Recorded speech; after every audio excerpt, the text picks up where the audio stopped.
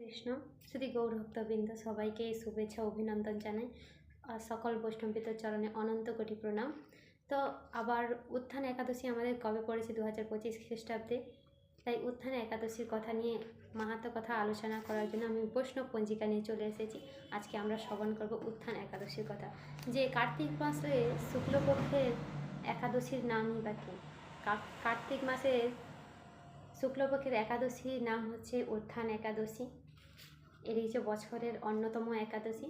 তা আজকের এই উত্থান একাদশী সম্বন্ধে আমরা আলোচনা করব। বছরের সেই বিশেষ একাদশী কবে, যখন ভগবান শ্রী বিষ্ণু শয়ন থেকে জেগে ওঠে এবং যে ব্রতের ফলে 1000 অশ্বমেধ যজ্ঞের ফল লাভ হয় এবং ব্রহ্মহত্যা জনিত পাপ থেকে মুক্তি হয় এবং এই মুক্তি হয়ে মানুষ পর্বত সমাজে পুণ্য অর্জন করতে পারে।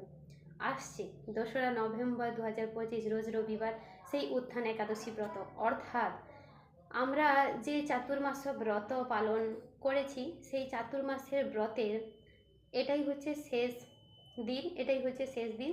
এই যে একাদশীটা আমরা পালন করব, এই একাদশীর মাধ্যমে এই চতুর্মাস্য ব্রত শেষ হবে।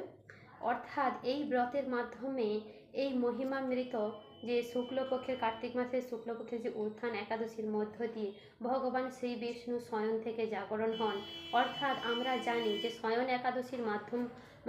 একাদশীর মধ্যে দিয়ে যে ভগবান শ্রী বিষ্ণু শয়নে যান এবং উত্থান একাদশীর মাধ্যম দিয়ে তিনি জাগরিত হন। তাই এই তিথিটা বা এই একাদশীটা বিশেষ গুরুত্বপূর্ণ এবং ব্রহ্মপুরাণে এর একাদশীর মাহাত্ম্যে বর্ণনা করা হয়েছে যে কেউ যদি এই একাদশী ব্রত পালন করে আর এই একাদশীতে রাত্রি জাগরণ করে তাহলে তিনি ব্রহ্ম হত্যাজনিত পাপ থেকেও মুক্ত হন। এমনকি অশ্বমেধ যজ্ঞের যে ফল আমরা প্রাপ্ত হই, যে লাভ হয় অশ্বমেধ যজ্ঞ করলে, সেই ফলও লাভ করব এই একটা একাদশীর মাধ্যমে। 1000 অশ্বমেধ যজ্ঞের ফল লাভ তিনি প্রাপ্ত হবেন যিনি একাদশী করবেন।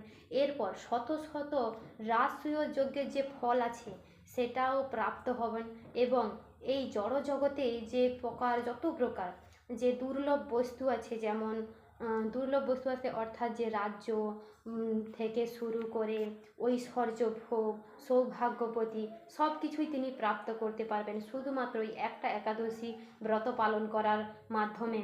যদি কেউ এই একাদশী রাত্রি জাগরণ করে এই উত্থান একাদশীতে বিধি সহকারে হরিবাসর করে, নাম সংকীর্তন করে, ভগবানের লীলাকথা শ্রবণ করেন, এই তপ বা এই একাদশীতে ধ্যান করেন, জপ করেন, তাহলে তিনি ভগবানের কাছে